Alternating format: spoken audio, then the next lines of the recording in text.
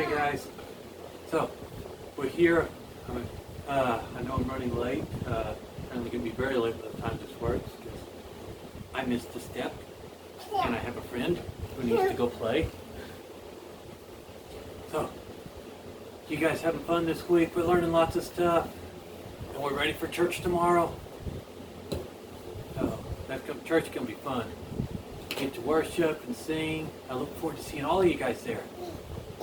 Tonight, I don't have a song for you, but I do got a cool little story. Just beat to something. Hey, my phone likes to talk to me. So, where was I? A story, yes. I heard this a while together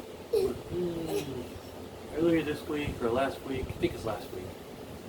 Called Sunday. I heard it Sunday. The parable of the pear. There's this gardener, and he had 4 pear trees, and he left them. He put them in his garden outside, or out in his yard, and they're all outside, and they're all mixed in with all the others. There's the apple trees and cactuses, and there's yucky grapefruit. Ugh.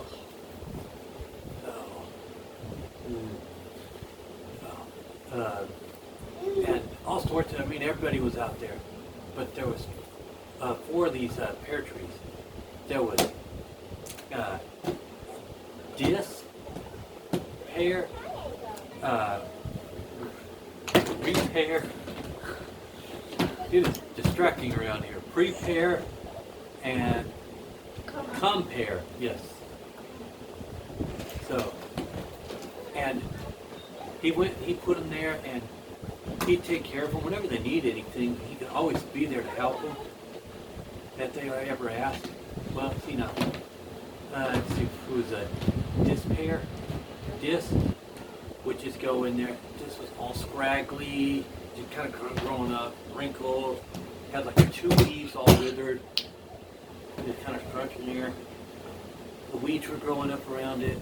And these are special trees that can take care of themselves as well, which is a little odd.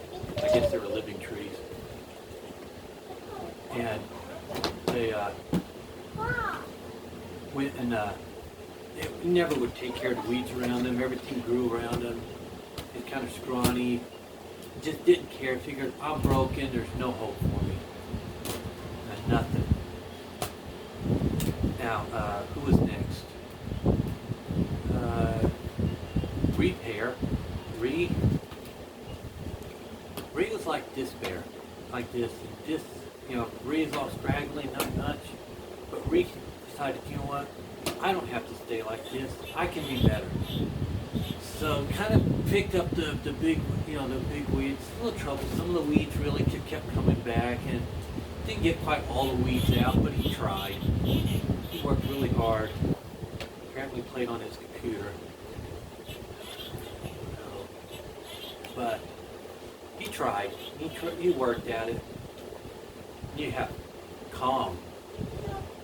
Calm was one of those things, hey, I'm good. Yeah, big, bushy, had lots of leaves, pretty flowers, and always come around. Hey, look at me, I'm better than that. And sometimes you're like, hey, at least I'm not like that tree over here. This, I'm not like this. They're ugly trees. I'm looking good. And you kind of clean up around them. That's all. So they spend all their time trying to look good. And the last one, Prepare cleaned all the weeds up, always kept it immaculate, always worked on it. When a weed would come in, he'd kind of cut it out. He'd even prune off some of the branches that he was getting in the way. And he was growing and looking good. Well, time came for the harvest, and the master came out. Our gardener, wrong story, the gardener came out, went digging, going through his garden, and said, it's time. He goes over to Despair. When he looked at Despair, he moved the 2 leaves he had around. There was no fruit. This pear never grew a single fruit. So So he took it, and he cut the tree down, he threw it into the fire, burned the tree. Then he goes over to this, or that was this, went over to Reed, went to Repair, and dug, and there's one little scrawny fruit. It wasn't much, but he could see this fruit in there, and he said, oh, see, he's trying. And he took his shovel and he carefully dug up the tree, and he brought him into his garden in his house. He said, you're going to live next to me. And he took him in, and then he goes around the garden, and where is he? Oh, there's Calm. He goes over to Pear, and he digs. He looks around here, looks under, and around, on top, just digging off there. And Pear looked really good. He was pretty, but there wasn't a single fruit. So he went and he took his chainsaw, I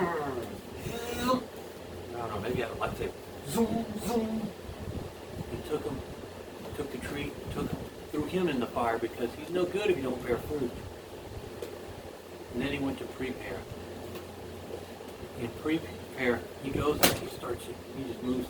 As he approaches, he can see the fruit. Pear has fruit all over, going here, there, all fruit all over the place. And he's like, all right, this is what I want. And he took them and he carefully dug. I guess he had a bigger tree, so he had to get his backhoe out. Built a tree scooper. Picked him up. And he brought him in there and put him in the house right next to Pear. And he brought him in, and everyone, all the pear trees were happy. And that's like us. We can go in there and say, hey, you know what? I'm scrawny, maybe I'm young, I can't do anything, or I got a crooked tooth, so everyone thinks I'm ugly, and I'm worthless. And you can give up. But in the end, you need to keep trying, because if you keep trying, even if you're like Pear, that's maybe you're not so great in your own eyes, the Master will still love you. Whether you're looking like Pear or you're looking like Pear that's all bushed up, and you'll have the fruit. I don't know if we touched it, but remember what the fruit of the Spirit is? Can you look that up real quick? See what it is? Love, joy, apples, bananas, cucumbers. That's not the fruit of the Spirit. I'm getting all mixed up. See, we have the fruit of the Spirit in our lives. We can go in there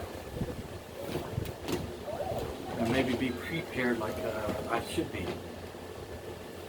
So, see this fruit of the Spirit, if you look in Galatians 5:22 and 23, but the fruit of the Spirit is love, joy, peace, long-suffering, that's kind of like patience, gentleness, goodness, faith, meekness, temperance, or self-control. We don't get angry. We go and we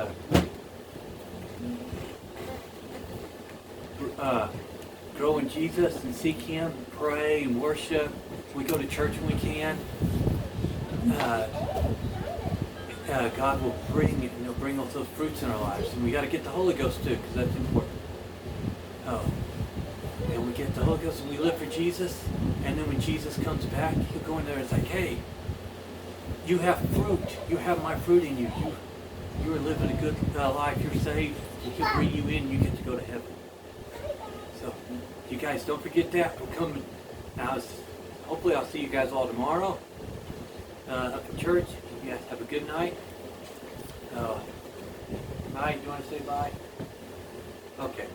Bye. Bye.